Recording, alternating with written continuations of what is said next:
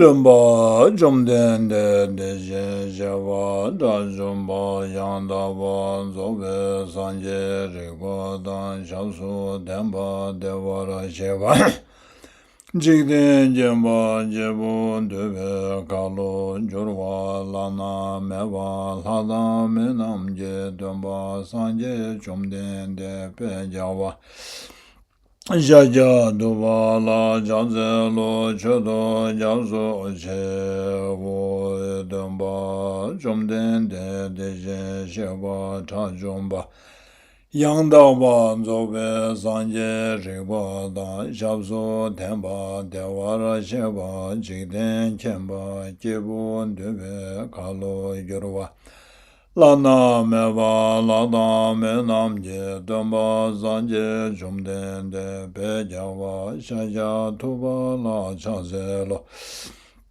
Judo jazo je wo dumba jumden de jin shewa ta jumba yang taban zobe zanje Rigba da jabzu demba devara sheva jikden chemba jebun dube kalu gyurwa lana meba lada menamje Dumba zanje jumden de bejawa jaja duba la jaze lo chudo jabzu che o zanje chudan soje shonama la Changju Bado Dane Jauzo Che Dagi Chushin Jebe Tsonama Je Dola Penje Sanje Drupara Sho Sanje Chudan Soje Chonama Ala Changju Bado Dane Jauzo Che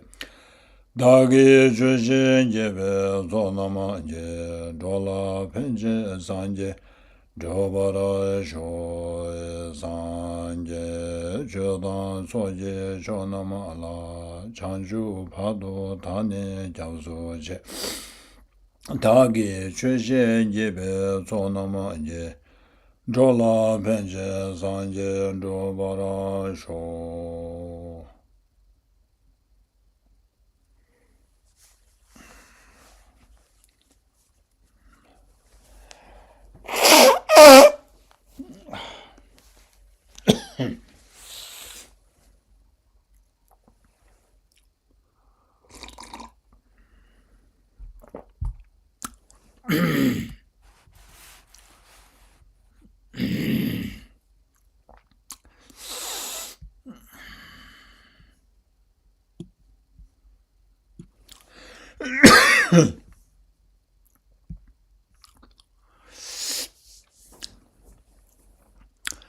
Good morning to all of you.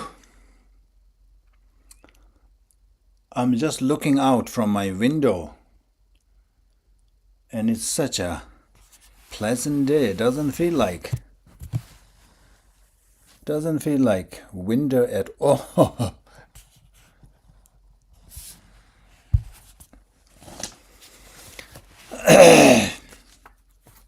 Anyway, I appreciate your being here despite such a pleasant weather outside, but you decided to tune in. So, where are we? Where did we stop? So we talked about the two methods. We discussed about two different methods to cultivate a bodhicitta.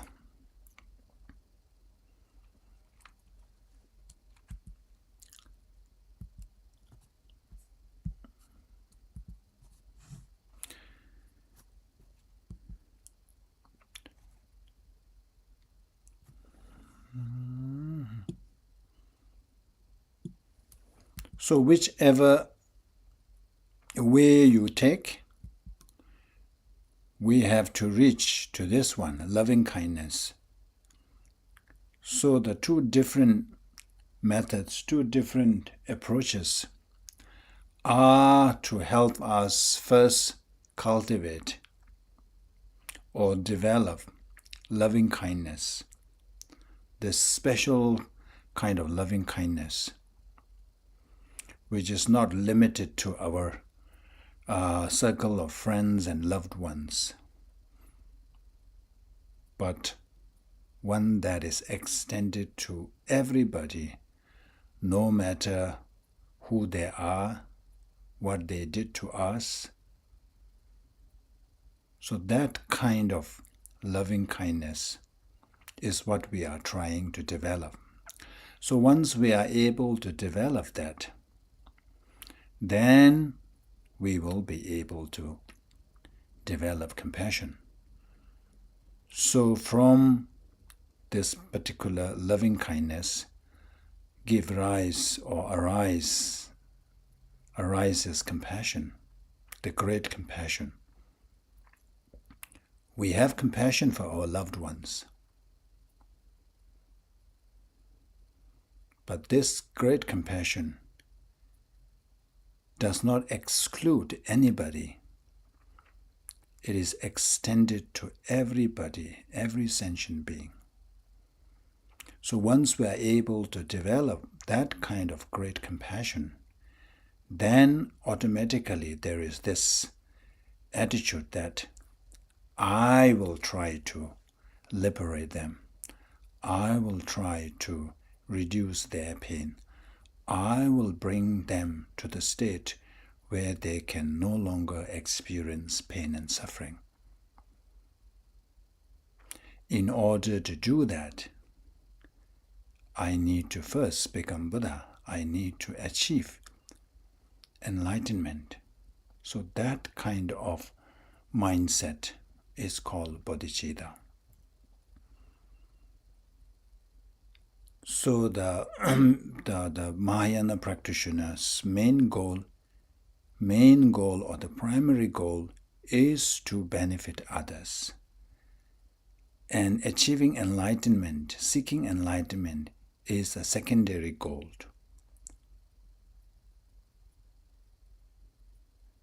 Secondary goal in terms of purposes. The main purpose is to benefit, but you need enlightenment. You need to achieve Buddhahood in order to fulfill that goal. So that's why you say, I need to become Buddha in order to benefit sentient beings. So here in Shantideva's text, we are only focusing on what is called the method. We are only focusing on the method which is called exchanging self and others. So there are two parts. First, equalizing. At the moment, we have created these various labels. We have put sentient beings in these three different baskets or categories. Some we have captioned them as my enemies, the person that I should be wary of, people that I shouldn't care much, or in another way, people that cause me harm, gives me or inflict harms, or people that I don't like. So we develop aversion towards these group of people. And then we create another category where these are my loved ones, these are my friends, and we develop attachment. And then those who are in between, we label them as strangers. It's like we have nothing to do with them. Therefore, we develop indifference. We hold this attitude of indifference to that particular category of people. So here, in order to develop real bodhicitta, or the loving kindness, or the great compassion, we need to first eliminate all these categories. We have to equalize.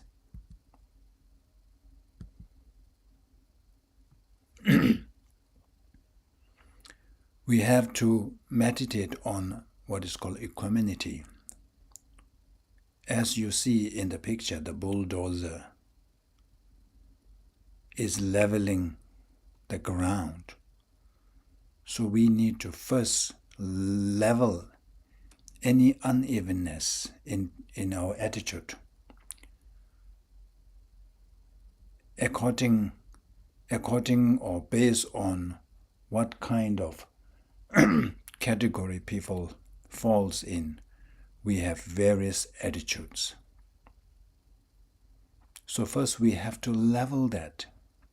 So how do we do that? So in Lojong or in Lamrim texts, so there are several ways we can contemplate. So first one is a very common one, whereby we bring to our mind three types of people, the person, or three types of persons. A person, someone we consider as our enemies. So we bring that to our mind and then observe our attitude, our feeling towards that person, our reaction. The moment that person comes to our mind, there is all kinds of emotions that are not pleasant. At minimum, you develop some unease or discomfort thinking about that person. So there is certain degree of aversion. And then we bring to our mind someone whom we are very close with, whom we consider as our loved ones. It could be either your partners, could be your kids, could be your siblings, could be your parents. So the moment when we bring to our mind that person, automatically it gives rise to joy, happiness,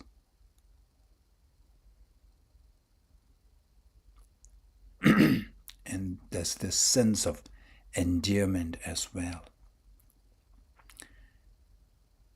So we have to ask ourselves, why is this polarization of emotions?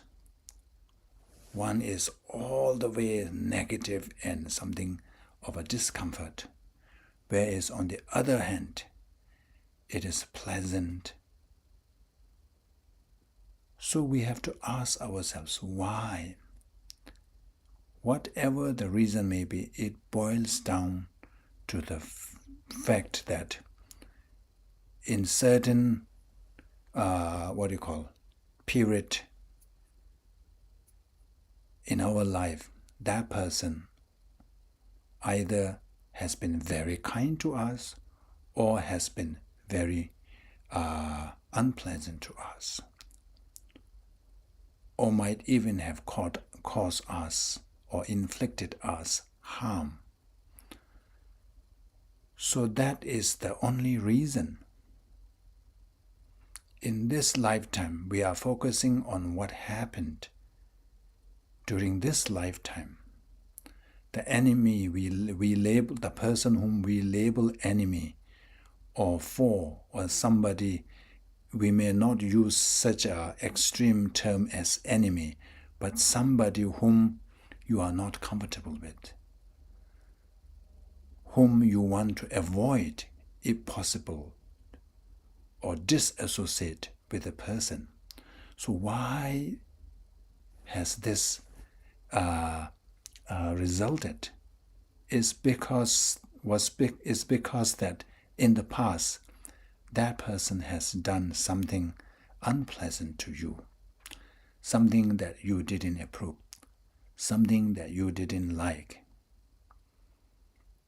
So that is the only reason. If you really dig further, that's the only case.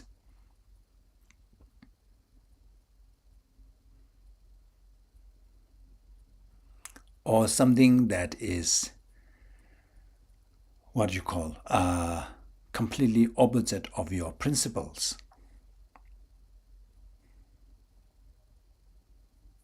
Your belief system. And then on the other hand, the person the person who instills affection,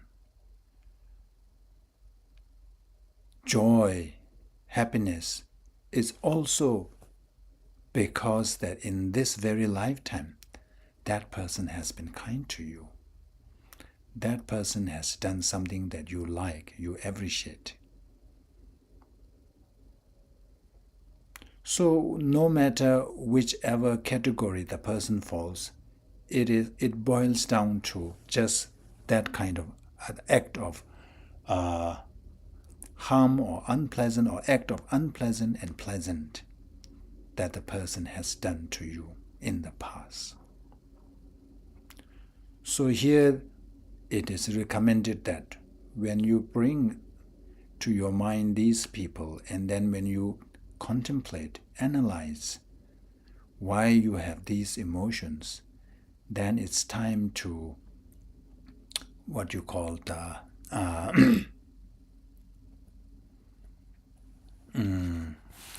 diffuse that view.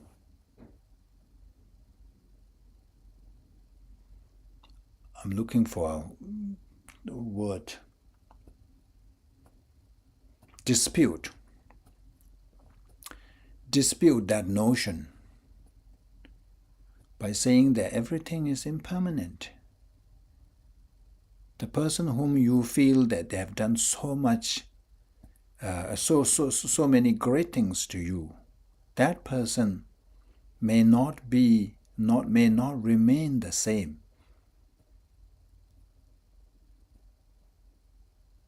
In the coming months, or even later in your life, that person can become your arch enemy, your nemesis, your worst enemy. And the person whom you consider as your enemy can become your best friend. Things change. Nothing remains static. So when we contemplate on that, then it helps us to loosen that strongly formed, what you call the apprehension, or that strong notion that he is my friend, he is my enemy. We see in our life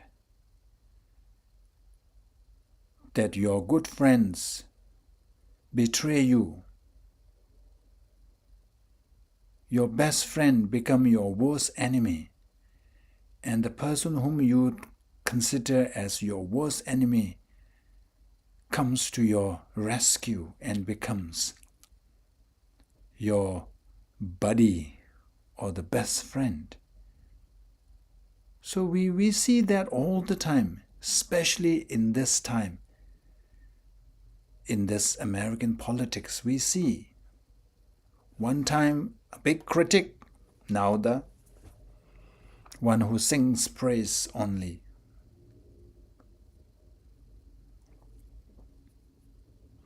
So we have to meditate on the impermanence of these things.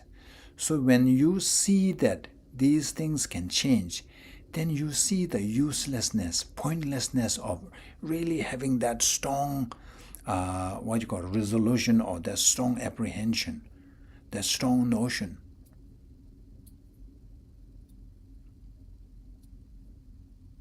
And the people whom we consider as stranger, whom we have this attitude of indifference, you never know.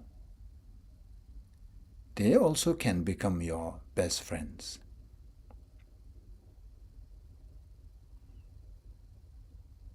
But if we really contemplate, everybody plays a role.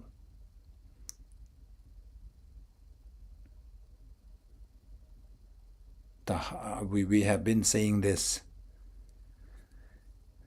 just now. We are sitting comfortably in our own house. How many people enable that? You know nothing about those people. They are a stranger to you, but they worked hard on the house you are living now. They work hard to provide heat. They work hard some 1,000 miles away in India or in some place, some country. People have worked hard in the hot sun, in the cold weather, to produce the food that we eat. So to us, these people are nobody, but they have contributed immensely in our survival, in our enjoying a happy life.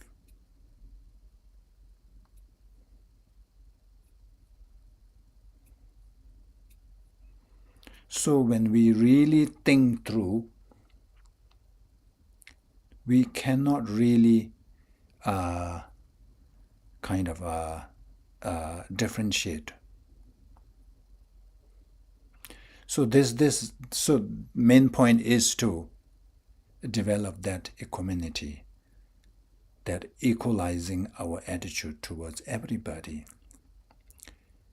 Because when we have this kind of a strongly formed categories, we become biased, we become prejudiced. All this happens because of that. Just to share you a story.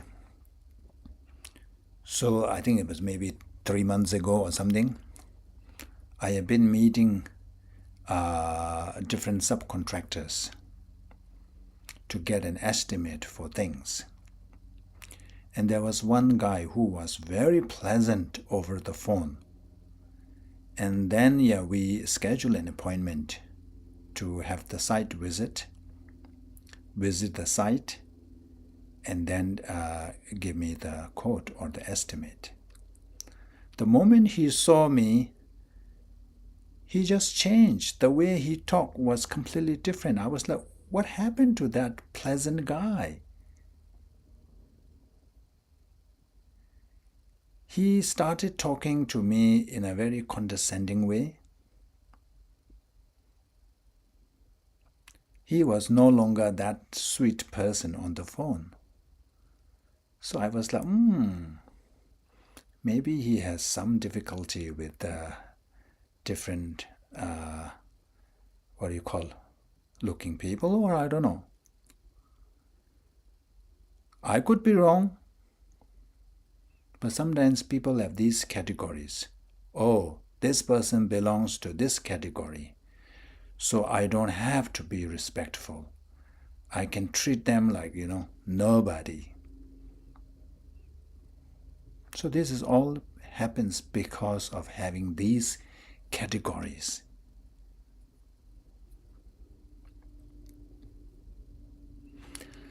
Anyway, so that's one way to curb our biases. Another way is to contemplate what is called from my own perspective. So if from our own perspective, there is not a single being who has always been my friend, so why should I cling to some and hate others? As I mentioned before, everybody has played a role, even in this life, let alone in our past life. From the Buddhist point of view, we have taken countless lives. So in that countless life, somebody has, nobody would escape being born as our parents or somebody who has been kind to us.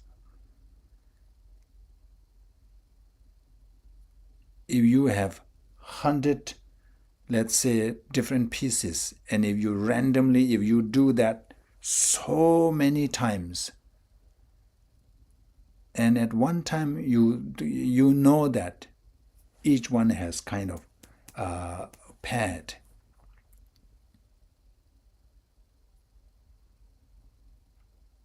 Likewise, because of the sheer number of lives that we have taken in the past, we have crossed our path many times. The one whom we consider our worst enemy has one time become the sweetest person in our life, the person whom we couldn't even separate for 1 minute. Just a mere separation of 5 minutes would kill us.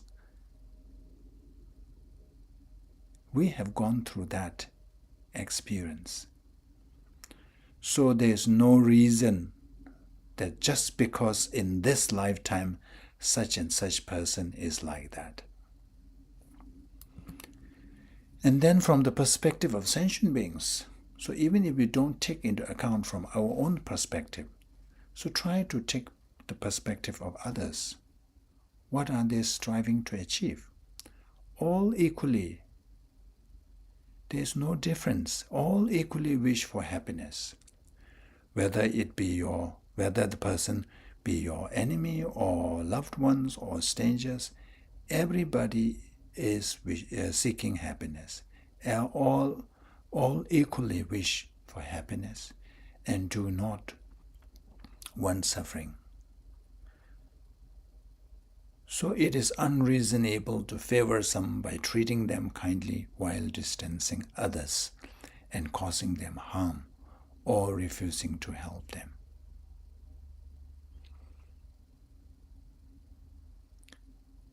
If you are giving food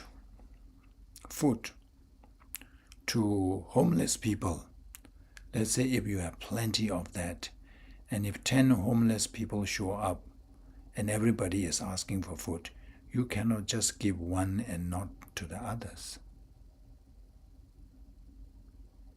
It seems so wrong. So this applies here as well.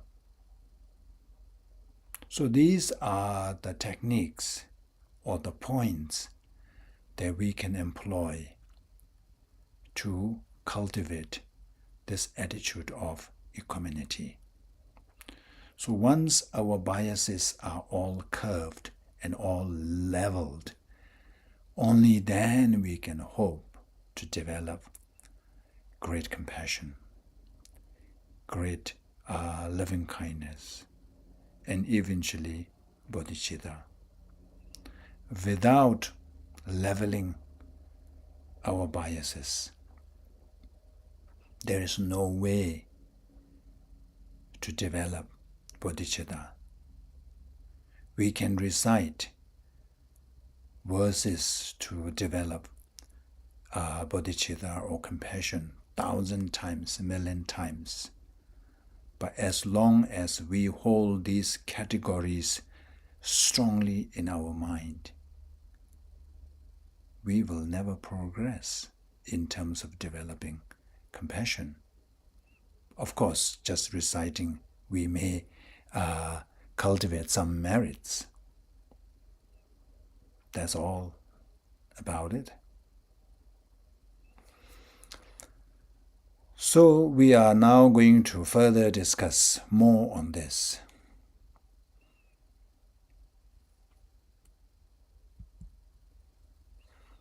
So this all comes from this line. First of all, I should make an effort to meditate upon the equality between self and others.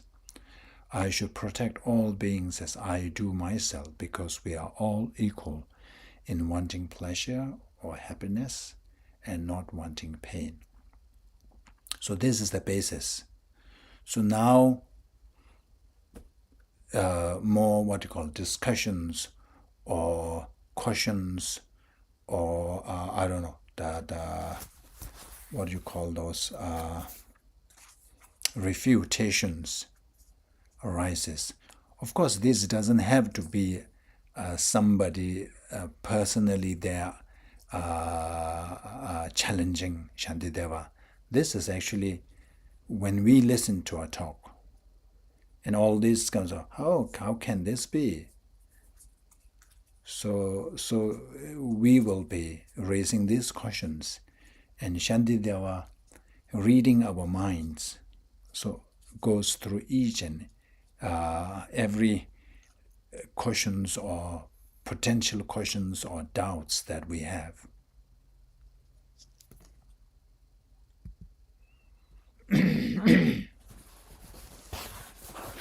Let's read the Tibetan first.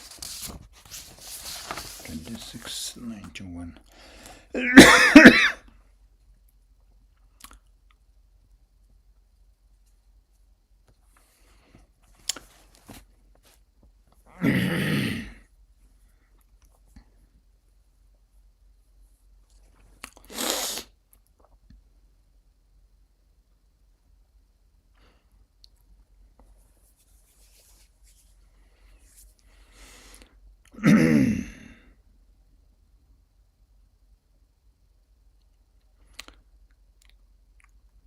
So this is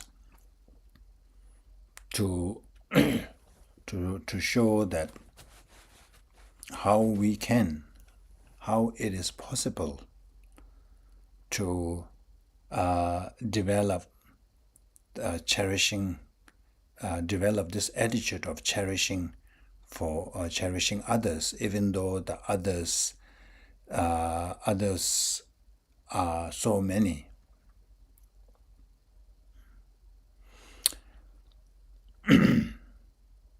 Laba la so yewan na mangyang yongsu songje lu su chikpa tar dijin rowa ta de dedu ta tamje ta shin tawa de nyam chiks. So these are most of it we have already discussed.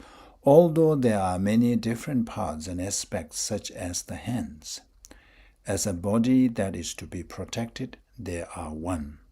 So you may argue that it is impossible because the number of sentient beings are infinite. So how can I develop this attitude of cherishing for others? We may feel that it is impossible. So to answer that question, so Shantideva says that although there are many different parts and aspects such as hands, as a body that is to be protected, they are one.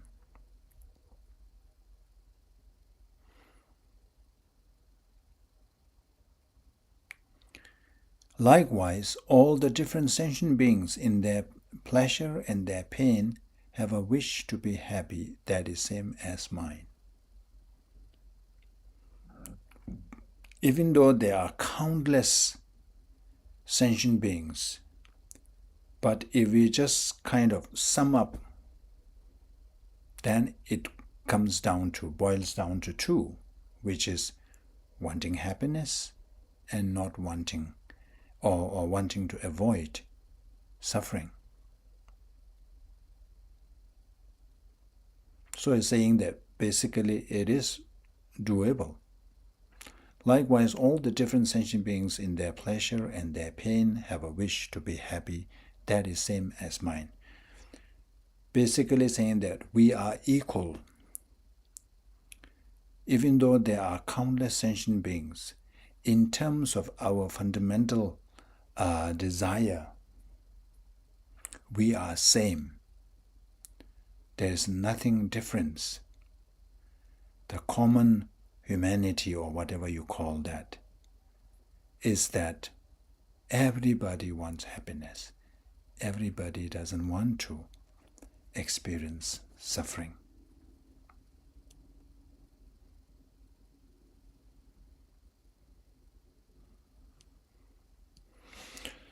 So the point Shantideva is trying to make here is that because we and others are same in wanting this fulfilling this fundamental wish, our what is to be abandoned and what is to be cultivated is same. There is no difference.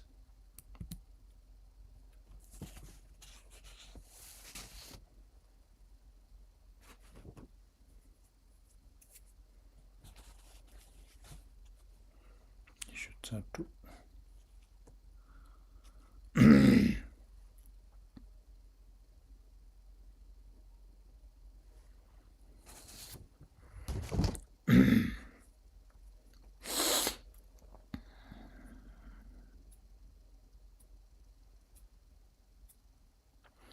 So now another question or the argument is that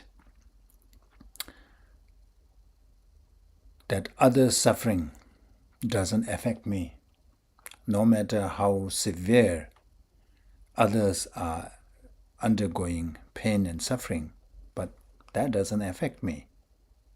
Likewise, my pain and suffering doesn't affect others.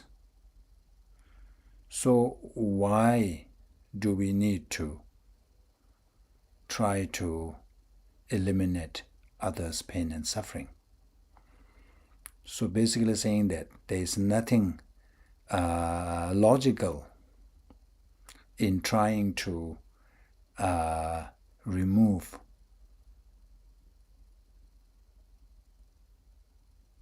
others' pain and suffering. There's no reason to treat others just like us. Because in the earlier it is said that just like we don't want to experience suffering, we will try to eliminate any pain and suffering or avoid any pain and suffering. Likewise, we should do that to others because we are same. So here he's saying that it doesn't make any sense because there's no is it symbiotic? There's no corresponding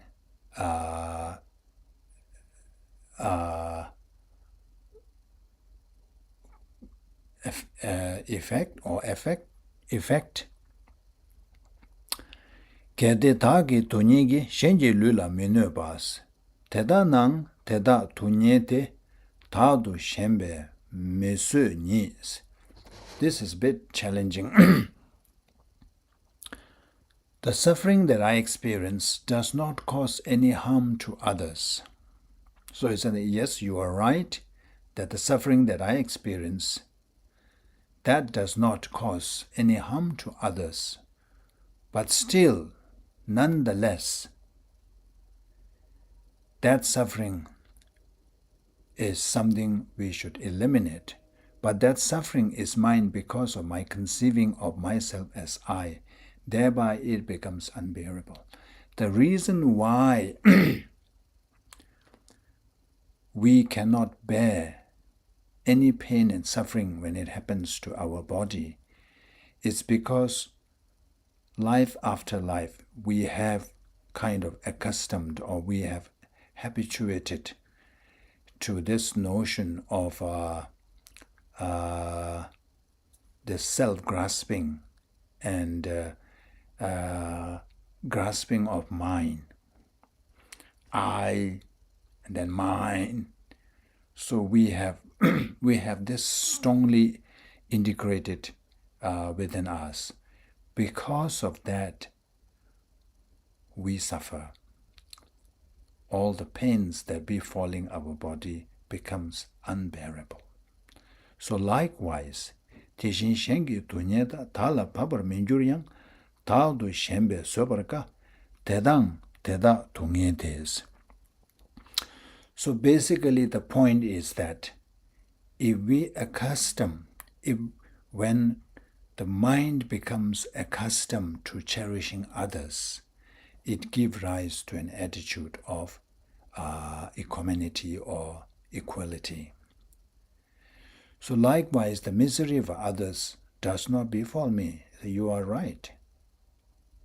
It does not befall me, other suffering. But nevertheless, by conceiving of others as I, their suffering becomes mine. Therefore, it too should be hard to bear. So, it's through habituation, through accustoming, I don't know what is the proper term.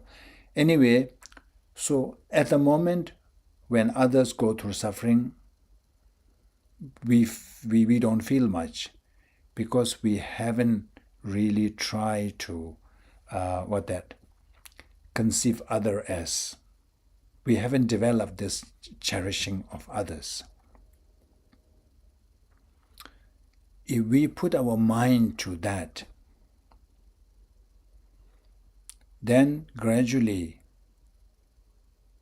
we will have the same feeling, same response, the way when something happens to us. When something happens to another person, we will be able to generate, or automatically this kind of response or the feeling will arise if we are able to kind of put ourselves in others' shoe.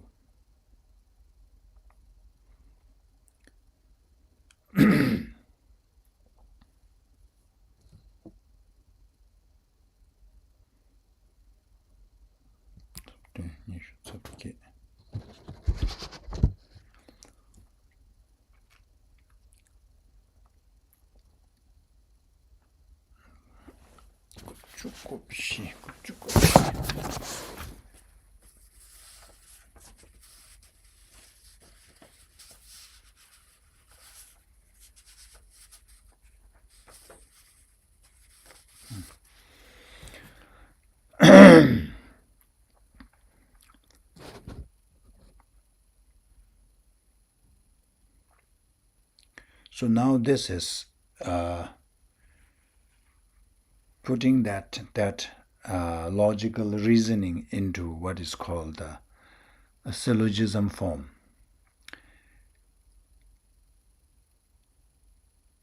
Tagi shengi tunye. So he says, am I reading the correct one? Okay.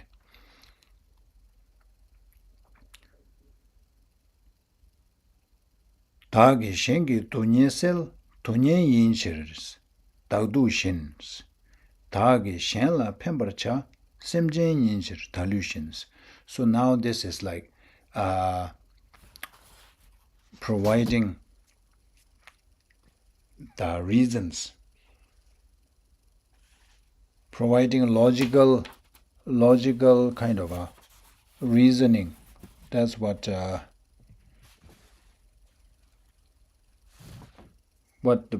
way the monasteries do is like establishing reasons, or what is called logical proofs. So first, just to list the reason and then prove the pervasiveness or how that reason applies universally. So the common is common, very common and easy to understand is we normally say in the text we say the normal example is like, oh, there must be a fire because there is a smoke.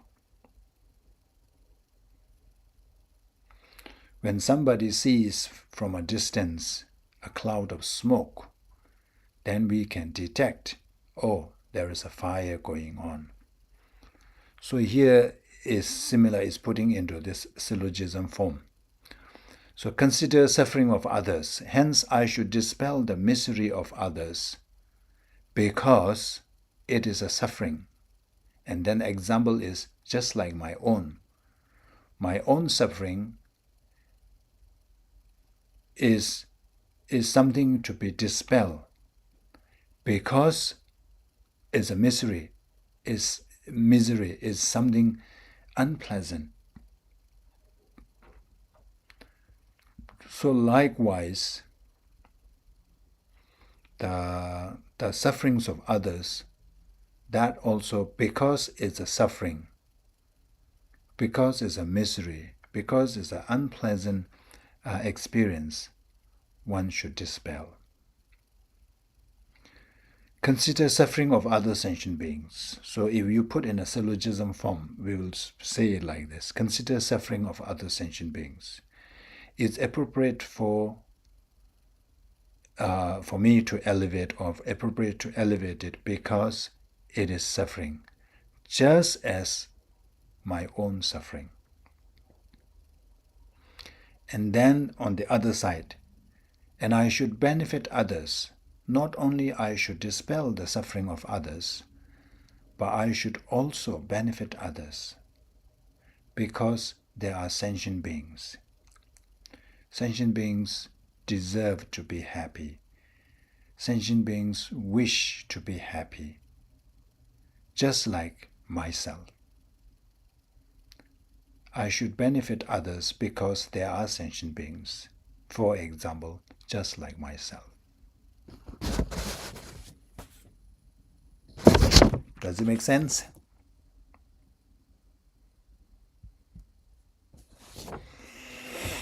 Okay.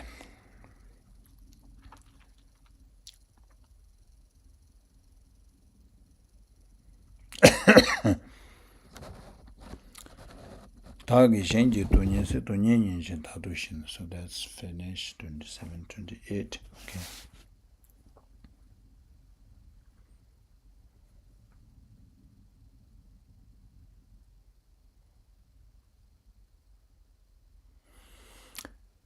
Kanze rangi tunye kang, teni tini ki sungna, kangbe tunye lakbe min, chichir teni te sung chas.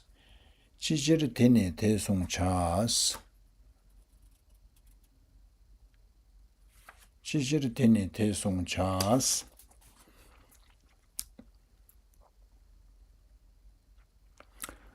So now we may wonder, or we may argue that, why should I dispel others' suffering? Because it doesn't bother me. It doesn't affect me.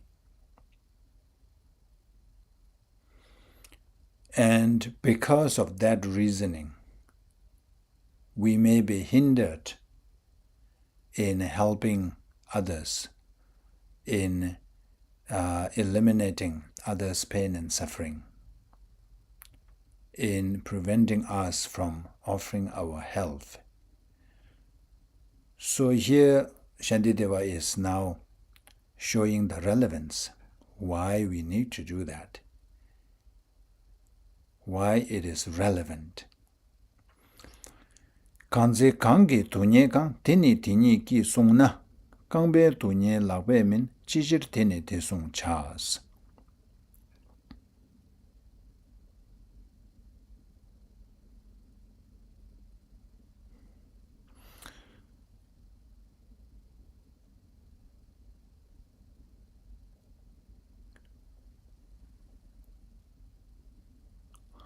So this is the argument. The first part is, when both myself and others I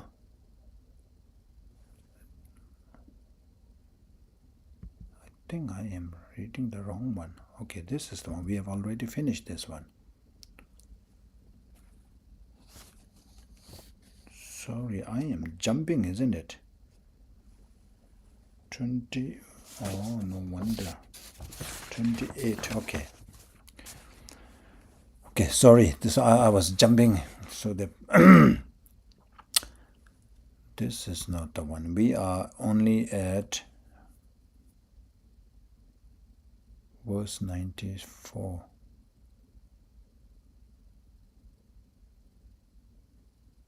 Okay, so this one I forgot to mention. I have this picture. Maybe that's relevant later.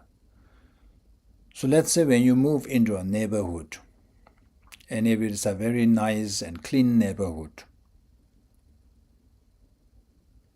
and then when somebody moves in and who doesn't care about the cleanliness and litters everywhere, sometimes there comes a time whereby you yourself go and pick up the litter, because that one person's action is affecting you in that way, affecting everybody.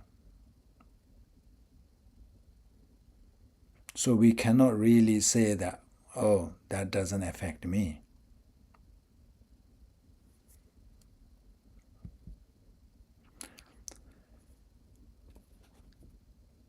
Kanze tadan shenyiga tewan dodo tsumbala tadan kebar chiyo na kanjir tajik tewar zuns. So this is now the trying to prove the pervasiveness of that reasoning.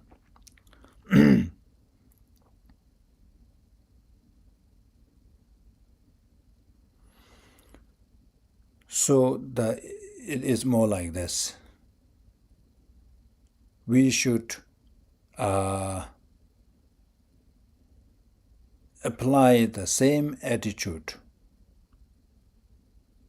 in terms of eliminating pain or removing pain and suffering and providing joy and happiness equally to oneself and others, because the reason is because we both, ourselves and others, we both aspire to be happy and not wanting to be miserable. Kanzi tadan shenyiga tewan dodo tsumbala tadan kebar chiyo na kanjir taji tewar zuns. When both myself and others are similar in that we wish to be happy, what is so special about me? Why do I strive for my happiness alone? It's clear, isn't it? Kanze tadan shenyiga tunye medu tsumbala tadan kebar chiyo na kanjir sheme ta sungche. And when both myself and others are similar in that we do not wish to suffer, what is so special about me? Why do I protect myself and not others? So this one, I think it's a bit difficult for those whose background is kind of a, what you call the,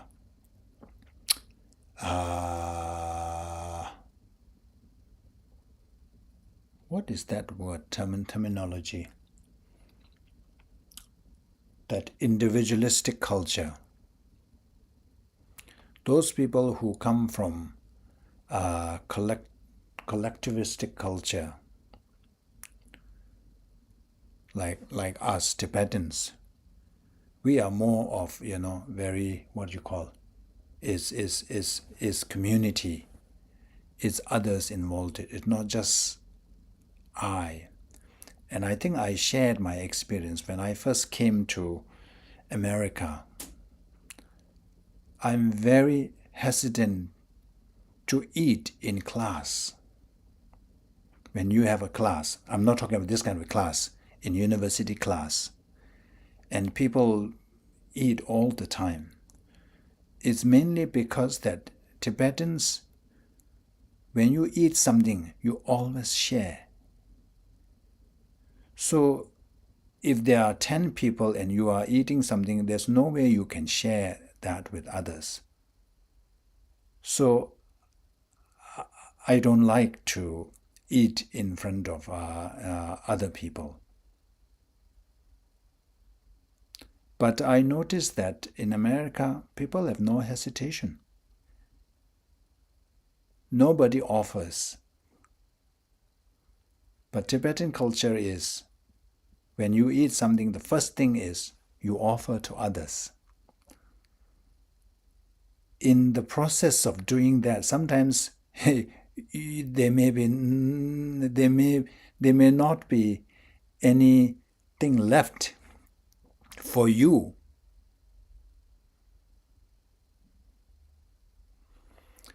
So I think this is all because of the way our culture is.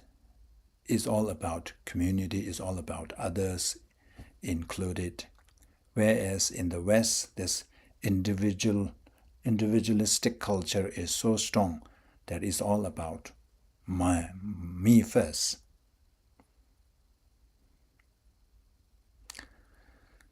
So here, that's what you are talking about. So there is same. Both are same. So why are we so special? Try to come up with a reason. Why are you so special that you protect only yourself?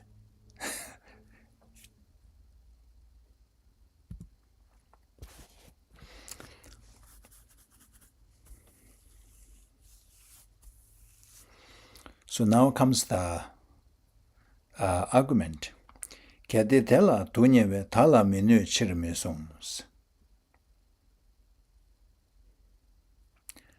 why should I protect them if their suffering does not cause me any harm? So that we may come up with that reason, isn't it? I don't have to protect them. I don't have to help them. I don't have to eliminate their pain and suffering because it doesn't affect me. First of all, we don't really know whether that affects us or not. Nowadays, when the world is so connected that something happens in, I don't know, in Taiwan or something, and we feel the ripple effect. I think I shared with you this. Of course, it's a movie, but I thought, wow, that's a profound illustration of interconnectedness. So there was this TV series, and in there was a collusion in the air. 2 flights colluded. And then they said that the main cause, the root cause, is of somebody, what you call drug trafficking. So on the one hand is the drug trafficking, and then there is a collusion in the air. So you wonder, how is that connected? And then they explain. So there was this guy who traffics drugs, and he befriended a girl. And then the girl, with this boy, overdosed herself and died. And the father was, what you call that tower, that controller, works at that tower control. Because he was so devastated by the death of his daughter, who died because of drug overdose, he wasn't himself at that time. And because of the missteps, there was a crash. There was a collusion. So you see, it's like insignificant thing. It's like this one, how can this affect the air traffic controller?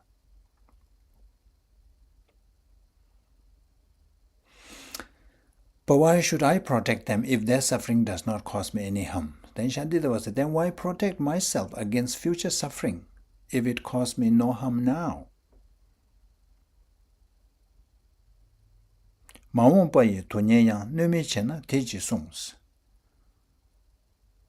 Those of us who believe in karma, we are trying our best to practice Dharma so that it will be better. Our next life, our future life will be better. So if you are thinking only about this present moment, if you are thinking about, just obvious effect, then it says that we don't have to worry about future. We don't have to do anything right now. Because the future suffering, let's say if somebody is going to be born in lower realms, that future suffering does not affect the person in this very life. So does that mean that we don't have to do anything about it? Just because that it doesn't affect us right now.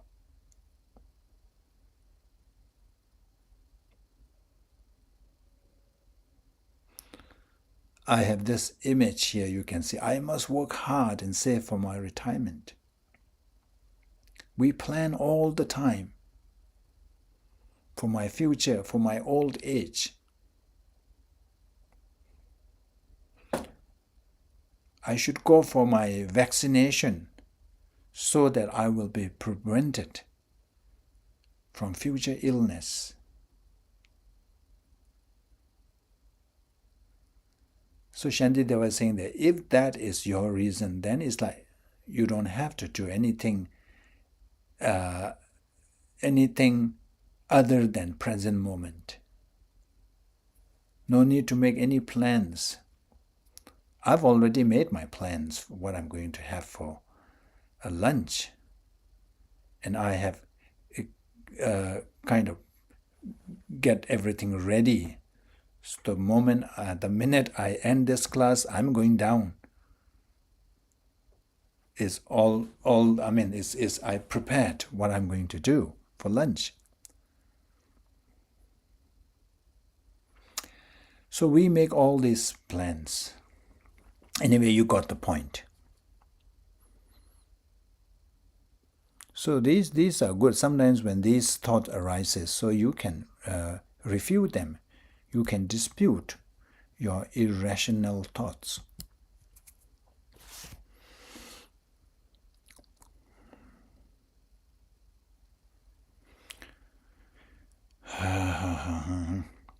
Tani 98. Tani teni nyong nyambe number tokte lokpa des. Dedara shiwang shenye la kewa yani shenye yins.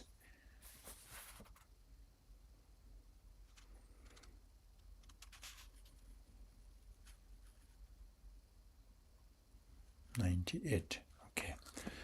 So to respond to that earlier refutation by Shantideva, so you may say that that future pain and suffering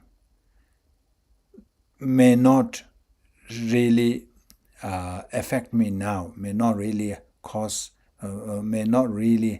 hurt me now, but in the future I will experience. So that's why I do for myself. I protect myself. So if that is there, it is a mistaken conception to think that I shall experience the suffering of my next life, for it is another person who dies and another that will be reborn. So it's kind of a picking on this. Shantideva is saying that, the one person that you say that you are going to experience in the future, that future is, that person is not you. technically that's not you. The morning's person, morning's taishi, whatever, is not the evening's taishi. The evening's taishi is not morning's taishi. Today's taishi is not tomorrow's taishi. Tomorrow's taishi is not today's taishi. So you say it's a mistaken view.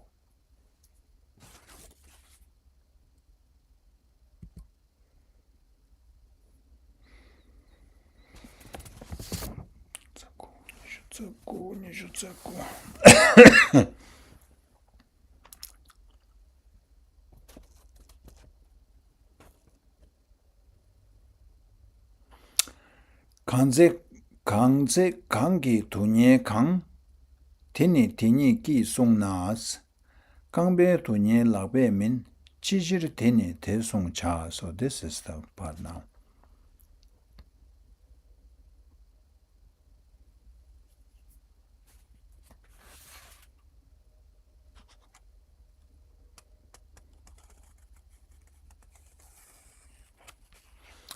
Surely whenever there is suffering, the sufferer must protect himself from it. But the suffering of the foot is not that of the hand. Why then does it protect it?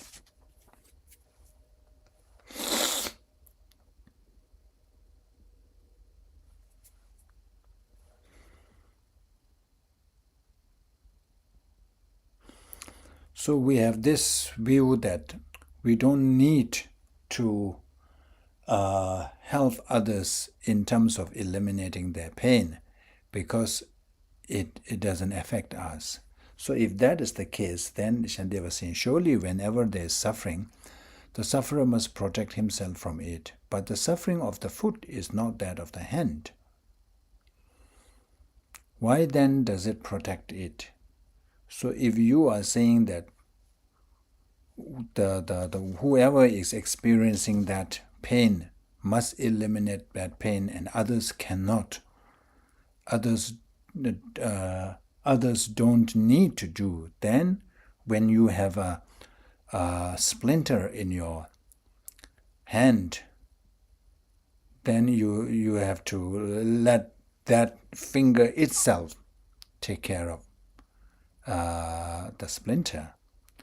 And if a thorn pierces your foot, then it's like your hand. You shouldn't use your hand to help it. You have to leave it to the foot itself. So he said it doesn't make sense.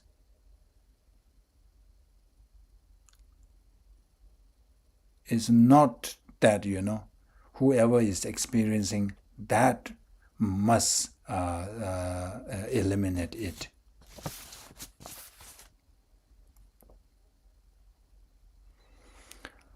Kedi rigpa mi yandir tadu zimbe jukchenas. Kedi rigpa mi yandir tadu zimbe jukchena tashin miri kanyinde chinu pani pangja nis. So now we say, you cannot really analyze it that way. You cannot isolate, this kind of through this kind of analysis. But because we have habituated with this grasping of self and grasping at this notion of mind, so we behave that way. So in that case, it says that we need to really work to eliminate that self-grasping and the grasping of mind, grasping at mind. But surely whatever is not justified for myself or others should at all costs be rejected. So if you try to justify saying that it is all because of the grasping, self-grasping, then it says that self-grasping is the root cause of our cyclic existence. So thereby one should try to counter the grasping of self, grasping at self and grasping at mind. So that's about it for today. So we stop here. Thank you. Let's say the dedication prayer. Tagi jinye zabe jawa de tendan jowa kunla kangpen dan kevara chizun losan tawa ye tembe nyingbu ringdu seje sho. Jambe bawe jedara gemba dan kundu zambu tenyang deshin do teta kungi jesu talo che gyawa deda tamje.